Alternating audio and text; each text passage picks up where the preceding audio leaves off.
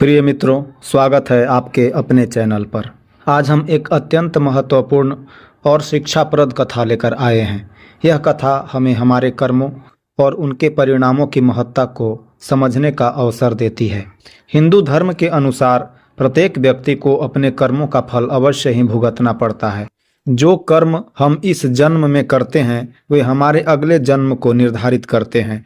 अगर आप इस विषय में और अधिक जानना चाहते हैं तो इस वीडियो को अंत तक ज़रूर देखें। अगर आपको यह वीडियो पसंद आए तो कृपया इसे लाइक करें, चैनल को सब्सक्राइब करें और इसे अपने दोस्तों के साथ शेयर करें। इससे न केवल आपको बल्कि आपके प्रियजनों को भी इन अमूल्य शिक्षाओं का लाभ मिलेगा। मित्रों, हिंदू धार्मिक ग्रंथों में यह बताया गया है कि मनुष्य के कर्म ही उसके अगले जन्म का निर्धारण करते हैं।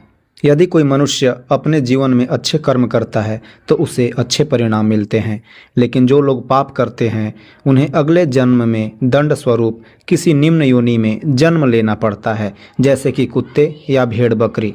ऐसी योनियों में जन्म लेने के बाद मनुष्य अपने दुख और दर्द को किसी के साथ साझा नहीं कर सकता। उसे अपने पापों का फल अकेले ही भुगतना पड़ता है।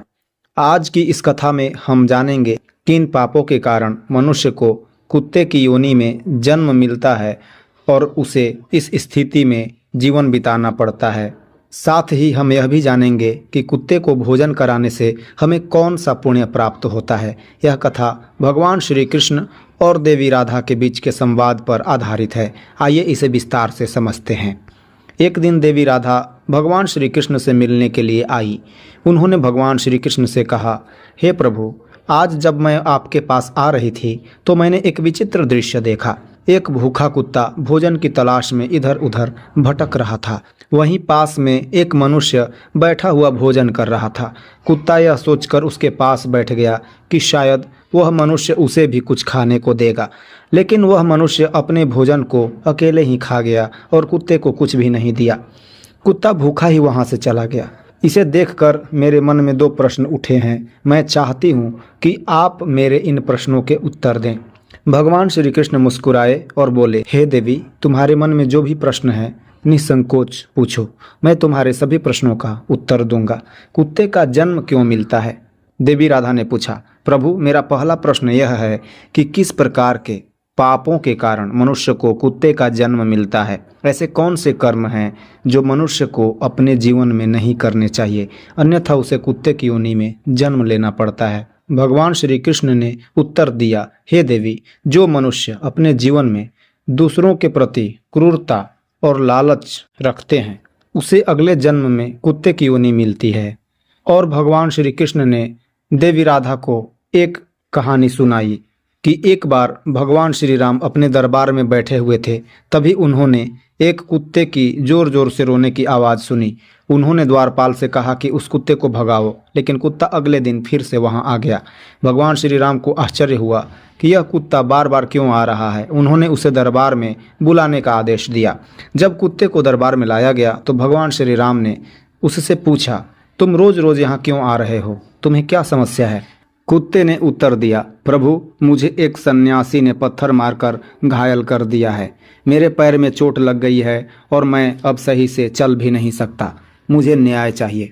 भगवान श्री राम ने सन्यासी को दरबार में बुलाया और उससे पूछा, क्या तुमने इस कुत्ते को पत्थर से मारा है? सन्यासी ने स्वीकार किया, हाँ प्रभु, इस कुत्ते ने मेरी भिक्षा का अन्न छू लिया था, इसलिए मैंने क्रोध में आकर इसे पत्थर मार दिया। भगवान श्री राम ने कहा, यह कुत्ता एक अज्ञानी जीव है।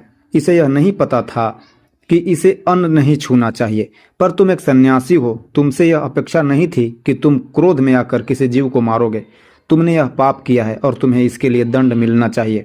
भगवान श्री राम ने कुत्ते से कहा, तुम्हारे ऊपर अन्याय हुआ है, अब तुम ही बताओ कि इस सन्यासी को क्या सजा दी जानी चाहिए।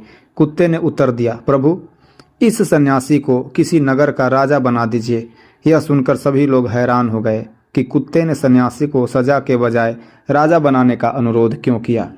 भगवान श्री राम ने सन्यासी को राजा बना दिया और उससे कहा कि उसे अपने कर्मों का फल भविष्य में भुगतना पड़ेगा। यह सुनकर सभी लोग कुत्ते से पूछने लगे, तुमने सन्यासी को सजा देने के बजाय राजा क्यों बनवाया? कुत्ते ने उत्तर दिया, मैं पिछले जन्म में एक राजा था। मैंने अपने नगरवासियों पर अत्याचार किए और गरीबों का धन हड़प लिया। उसी पाप के कारण इस जन्म में मुझे कुत्ते की योनि मिली है। मैंने इस सन्यासी को राजा इसलिए बनवाया है ताकि वह भी अपने पापों का फल अगले जन्म में भोगे। देवी राधा ने पूछा, प्रभु मेरा दूसरा प्रश्न यह है कि कुत्ते को रोटी खिलाने से हमें कौन सा पुण्य प्राप्त होता है? भगवान श्री कृष्ण ने उत्तर दिया, जो व्यक्ति कुत्ते को भोजन कराता है उसे अपने जीवन में किए गए पापों से मुक्ति मिलती है।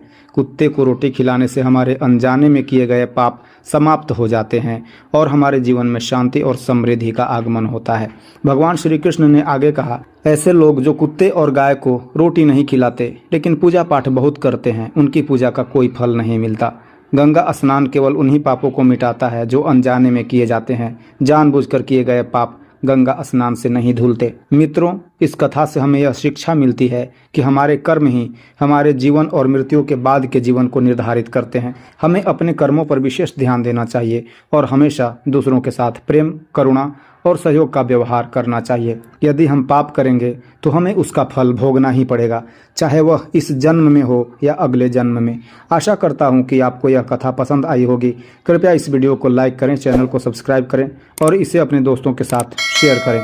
हमें कमेंट बॉक्स में अपनी राय देना न भूलें। धन्यवाद।